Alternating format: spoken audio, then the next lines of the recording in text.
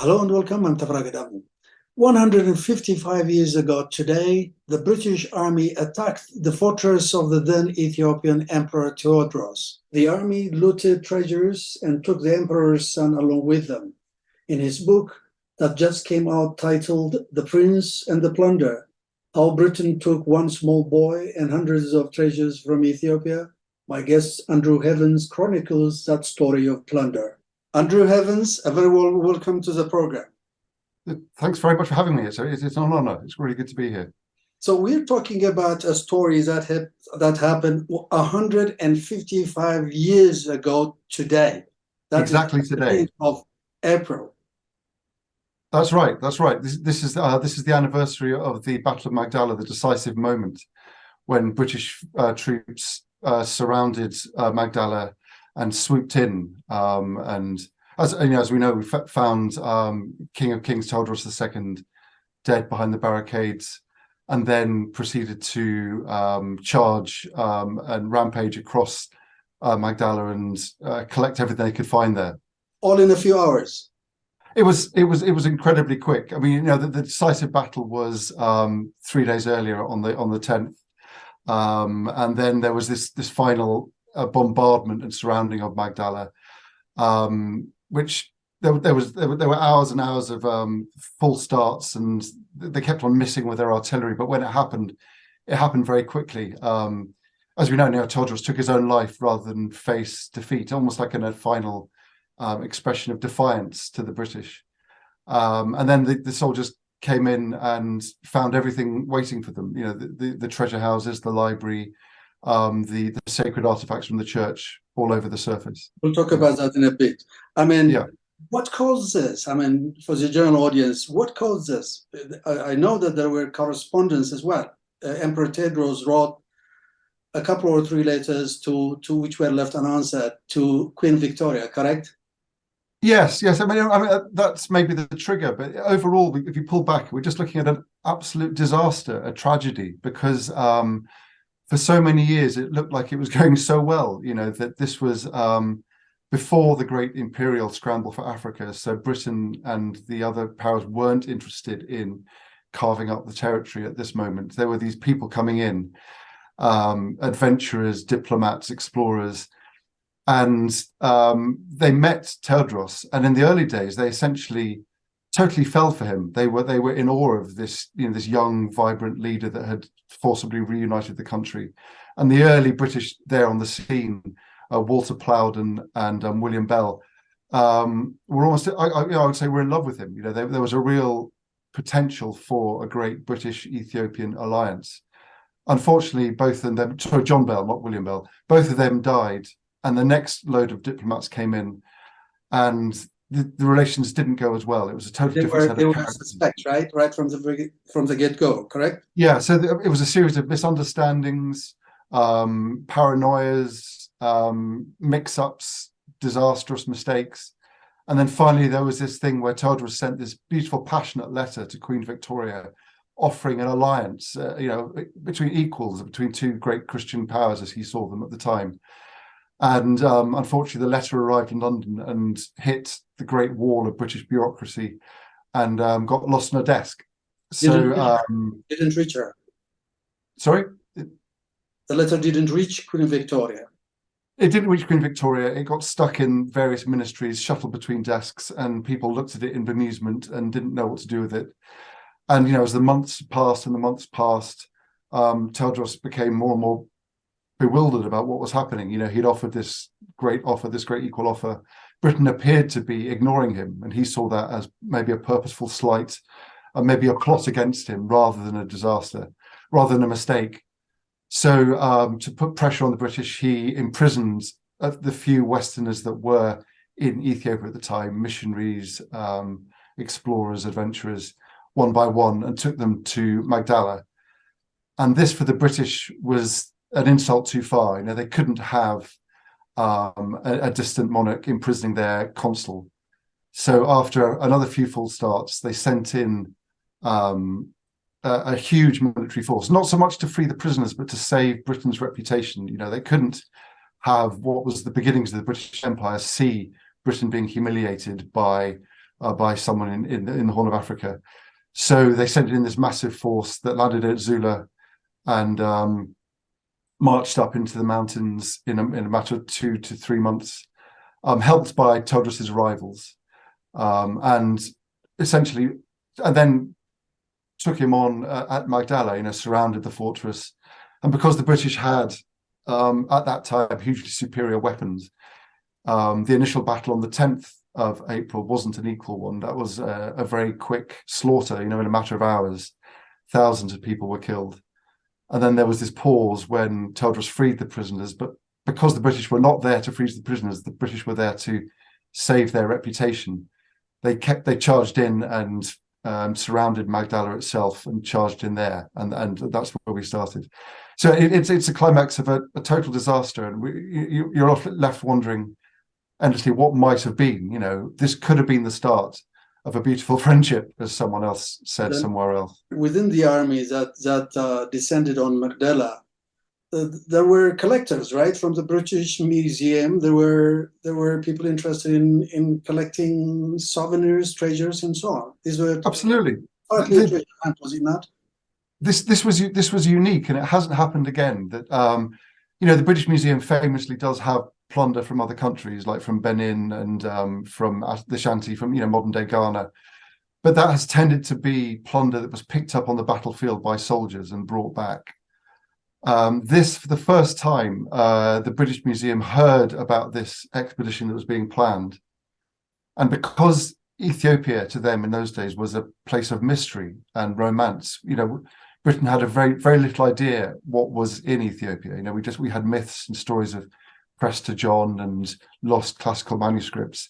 That for the British Museum, it looked like we were marching into a treasure trove. So while the government was planning the military expedition and recruiting the soldiers, the British Museum asked if it could send an expert along with a budget to look for treasures along the route, and crucially also to pick up treasures at the battle scene. So this is the first time this has happened. In a way, the British Museum went to war. It didn't just collect stuff that the soldiers brought back with them. The British Museum in this particular conflict was an active combatant. So they sent a man called Sir Richard Rivington Holmes, who was a librarian, with a vast amount of money to pick up anything he saw along the way, and that's exactly what he did. So they went on a looting spree. Yes. So there was the initial rush of the battle, as soldiers often with the red blood of victory and it flowing through their veins. They got carried away and took hold of anything they could on the top. And remember, Tewodros had just reunited the country after a period of chaos, and his dream was to have. It was known as the era of princes. Yes. Exactly. And his dream was to have a national library, a national collection, a national church. So through his own raids on cities, he had collected a vast treasure of illuminated manuscripts and ecclesiastical treasures. So this was exactly the worst time to be invaded. The British came in at exactly the moment where the bulk of the nation's treasures were in one place, at the top of Mekdela.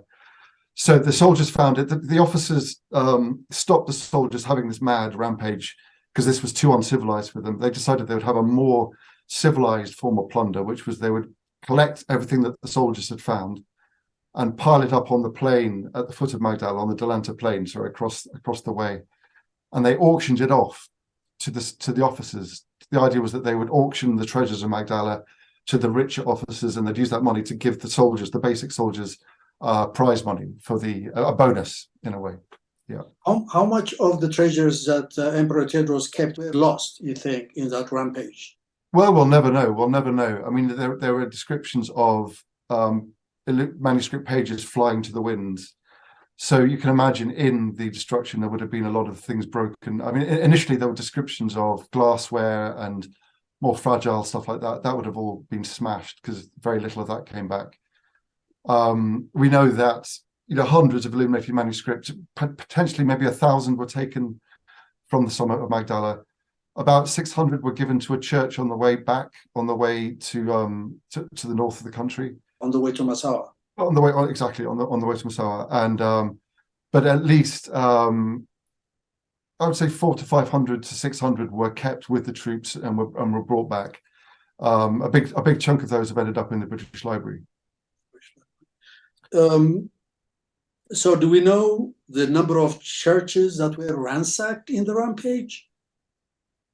Well, as far as I know, there was one main church on Mekdela, which is where the church treasures were collected. Churches were visited on the march, on the way up and on the way down, and it's vague what arrangements were made, but there are manuscripts from other churches along the route. But when we're talking about clear ransacking and violence and pillaging and looting, there was the Church of Madani Alam, which was being built at the top of Mekdela. And that wasn't any ordinary church. This was, all the riches of all the churches that Tewodros had himself raided, in Gondar and other places, were collected there as well. Again, you can see all the crosses, 10, 15 crosses in the British Museum. I found 2 in small parish churches in England. They were taken and brought back with the troops as souvenirs and given to their home priests. We haven't developed an inventory of what has been lost from Mekdela, correct? Well, I am working on that at the moment. So the website for my book, The Prince and the Plunder, has what I think is the first directory of all the missing plunder. Do you think it's comprehensive? The princeandtheplunder.com. It's as comprehensive as I can make it. So I've identified around 800 objects, not including the animal remains, because there were also zoologists who came with the department. If you want to count those, we're talking more than 2,000 objects. But in terms of manuscripts and crosses and items of clothing, items of jewelry, we're heading towards the 800 at the moment, which I think it's the longest list so far. It's incomplete because inevitably smaller things came back with the soldiers in their private collections. Yeah, interesting. But there were also tabots that have been plundered, that have been looted from the churches, right? At least we know of 10 tabots. Right, yes. So we know there are more than that. Tabots So are copies of the Ark of the Covenant, correct? Where the 10 Commandments are written. Absolutely, the tabots, yes. So the British Museum, the Holy of Holies in the Ethiopian Orthodox Church. Any church in Ethiopia, Ethiopian Orthodox Church, has one tabot. Absolutely, and it's sacred. The most sacred thing you can imagine if you're an Orthodox Christian. And as far as I can understand it, there were at least 15 tabots, maybe more, in this one church in Mekdela, which had been maybe collected from other churches over the years by Tewodros, maybe ready to be distributed to other churches as he dreamt of expanding and unifying the country. 10 of them in the British Museum at the moment, maybe 11. There's an 11th one, but it's not definitely linked to Mekdela. There's another one in Westminster Abbey in the centre of London. And as we know, the whole reason I came into this story is that I was in Edinburgh in 2002. I was headed in that direction. So how? Yes, long story. Yes. Where a Scottish priest, I was working for the Scottish Episcopal Church, the Scottish Anglicans at the time, and a Scottish priest, the Reverend John McGluckie, found a Mekdela tabot in a cupboard in his church, and he very quickly decided that this was not his. It wasn't his property. It wasn't the church's property, and he contacted the embassy in London and arranged to return it. And I don't know if you remember, if you were in Addis at the time, but it was. I was. It was stunning. So in Edinburgh, there was this event which changed my life because I watched this return, and it was my first contact with Ethiopian culture. The embassy, the Archbishop of Aksum came, dignitaries, representatives of various churches came and had a massive celebration in Edinburgh, maybe 200 people. It came to London, maybe 300, 400 people celebrated its return to London. And then, well, you'll know better than me what happened when it arrived in Addis Ababa that day. As far as I can tell, tens of thousands of people came to the streets and celebrated as it was paraded from Bole Airport to the centre of the city. An amazing event. And I mean, if that happens for one tabot, imagine what would happen if 10 came back. It'd be mind-blowing. How about Emperor Tewodros' son Alemayehu? That's part of the story in your book. Yes. He was 6 years old at that point. Yeah. So this is really his own life, and his mother died a few months later, and he was on his way to England, right? Yes, yes, he was this is really the main subject of the book I've written, The Prince and the Plunder, because I decided that we'd start with the prince because so many people have written about the military campaign and the plunder, but few people have written about Prince Alamayu. And yeah, so when the dust cleared at the top, the soldiers found one small boy. It's interesting. You'll get back to that, but there is one guy, Joseph Francis. You remember Oh Joseph? yes, He wrote Joseph. that. He's a great guy. That's a great book. He compiled it from whatever other resources and published this book. That's both in Amharic and in English. This is the Yeah. only one that's available in the market, right? But Have you seen this book? To your comprehensive book. Okay, go ahead. Well, no, that's a wonderful book, and he's also written a wonderful book on Mekdela and on Teodros II, which you should definitely see if you can find. I bought that Nadis when I was there. But so when the soldiers reached the summit, they found this little boy and his mother, and they felt at the time that Teodros's enemies were pressing around at the mountain, and that his family wouldn't be safe. I'm not sure if that was true, but that's what the British soldiers felt. So they felt it was important to get him off the summit. And they also remember they were very keen to get out of Ethiopia as quickly as possible. They weren't at that time interested in grabbing territory. So they wanted to beat the rainy season. They wanted to get out while the going was good. So they basically charged out of the country at top speed as fast as they could go in those days. Charged on through through the highlands, heading towards Massawa and beyond. And so tragically, within weeks of them leaving, Queen Terawalk developed a chest infection, maybe tuberculosis, and died very quickly on the route. So you just have to. The challenge with writing the story of the Prince Alamayu is that he was just a 6 or 7-year-old boy. He didn't leave his own memoirs. He didn't write letters, that kind of thing. So you have to constantly try and put your head in his head. And how must it have been for a 6 or 7-year-old boy to have had his whole world, ripped apart? He'd lived most of his life on Mekdela. He'd had one horizon, one world that his glorious father and mother ruled. And then suddenly to have that wrenched away, his whole horizon would have been shifted, and then rushed with these strange enemies of his father's, then to lose his mother halfway down, to suddenly be a 7-year-old boy on his own with his father's enemies, because gradually his mother's retinue of servants and supporters and the people that had been there to look after him, they gradually were encouraged to go or drifted away. So by the time they got to the Red Sea shore, it was one little boy and a handful of other people, maybe his tutor, and suddenly exposed to all this bizarre technology. He was put on a steam train, then he was put on a steamboat, put on his first vision of the sea. What must that have been like? Very disturbing, very traumatic. And then rushed to Port Said, then on another train to Cairo, then another train to Alexandria, and then another boat to the shores of Britain, going through the Mediterranean. So within just a matter of weeks, he was suddenly dumped down on the shore of Plymouth, and 2 days after that, introduced to Queen Victoria on the Isle of Wight, which for me is such a powerful moment, because his father, King of Kings Teodros II, had dreamed of a grand alliance between Britain and Ethiopia and other Christian powers. And he'd said that he wanted to send his children there, he wanted to send ambassadors to Britain. But this all collapsed in disaster. And at the moment that the great royal houses of Britain and Ethiopia met was on a beach in a seaside resort off the south coast of England, when this little boy with his new guardian, Captain Speedy, this giant 6'3" guy with glowing red hair, introduced him to Queen Victoria, at the heart of the British Empire that had just charged in to defeat his father. It would be mind-blowing for me. What it must have been like for a 7-year-old boy, freshly traumatized for the loss of his parents, from the violence of war, and the complete introduction to a foreign, which must have seen space-age society. You can only imagine he must have struggled to, get through the days.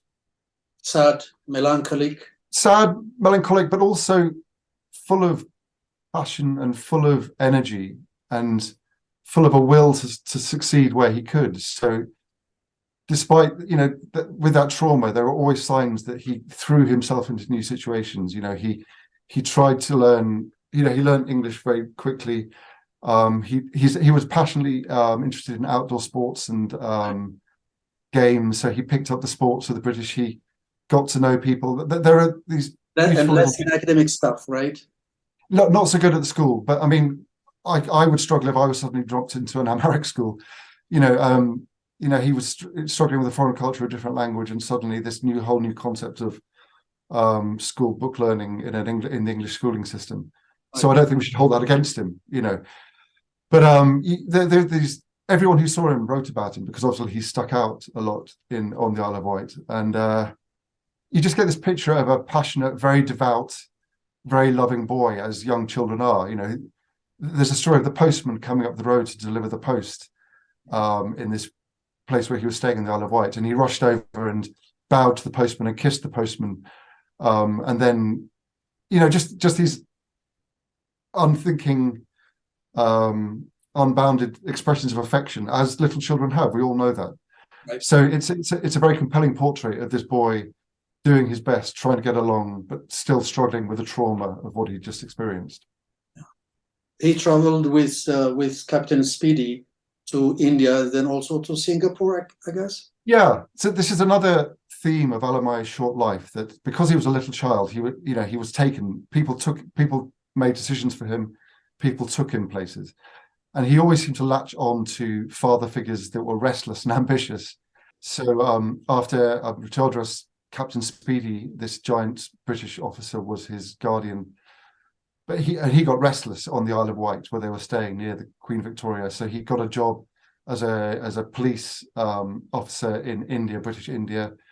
So again, Alamai got on a boat which passed down back by the Red Sea. So he would have seen the hills of Ethiopia passing by on the right-hand side, but he would have been unable to get there. And then Captain Speedy obviously got restless in India, and he applied for another job further east in Penang, and took Alamai with him.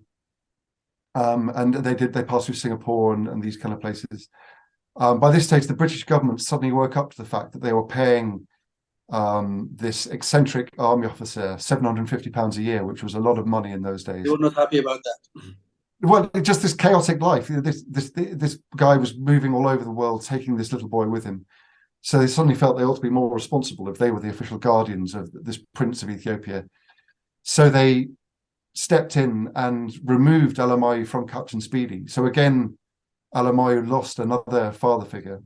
They had to take another boat back along the Red Sea, seeing Ethiopia again passing by on the left-hand side, and brought him back to Britain. There was a kind of a custody battle, almost like a divorce battle, because Captain Speedy was determined to keep hold of Alamai, who he considered to be his son by this stage. But the British government was determined, saying, no, you're not responsible enough. We need to give this boy a proper education. So they gave him to the custody of Jex Blake, the headmaster of Cheltenham College, which is one of Britain's top boarding schools, just in the southwest. But again, Jex Blake was the new father figure. But Jex Blake was another ambitious man who, within 2-3 years, got another job in another school in Rugby, which was just across the country. So again, Alamai was uprooted and taken to another school. Again, one of Britain's best schools, but again, a change, constant shifting, constant moving between father figures. So you can see again that it must have been a very traumatic, disturbing time for him. Although he threw himself into school sports and all the actions that he could. There are accounts from other schoolfellows of how much they liked him, and what a great impact he made, despite the fact that he would have been the only black boy in the town, in the school, in the county, possibly in the whole region. So he was constantly looked at and picked on in that way. But he still, whoever met him seemed to like him, and that seems to be his ultimate legacy. He died at 18 when he was about to start making his own decisions in life, right? This is the tragic thing, that again, decisions were made for him and he was sent to military college. The idea was that they would put him into the very army that defeated his father. Crazy if you think about it. And there I believe he was badly bullied. He was picked on because he was black. He suffered racial abuse and bullying. and he left that course within a year. And people asked him, what do you want to do? You know, basically people had run out of ideas. And he said, I want to go back to Ethiopia. And they said, I'm afraid that's impossible. You know, we don't want to get entangled with the politics of Ethiopia again. You know, Emperor Johannes was in charge then. If the son of Tadros suddenly turned up, what would happen? So Britain didn't want to get involved. So he made his first decision in life. He said, okay, well, I got on with this guy who was my tutor at school. I'll move in with him. And he moved in with him outside the British city of Leeds. And I mean, the irony is that Britain was, that says, considering sending, they'd run out of ideas, and he had run out of ideas what to do. And they were considering sending him back to Ethiopia. They sent a diplomat to find out what would happen. But unfortunately, in this absurd, tragic end, he went out one night in the middle of the British winter, which, as you know, is freezing, and caught a chill, which developed into a chest infection, very much like the infection that finished off his mother. And in November 1879, just before soon before his 19th birthday, he caught this infection. The infection spread, and he died one night in Headingley, just outside Leeds. It's an appalling end, an appalling, absurd, and tragic end. It's a very interesting story. We could have gone further into that, but our time is up. Thank you very much indeed, Andrew. It was really a pleasure having you on the show for so many years. Well, thank you very much. It's great to see you again, and I'm hoping to get the book published in Ethiopia as soon as I can. So hopefully I'll be there to see you face to face. Fantastic. Thank you. Okay. Thanks again.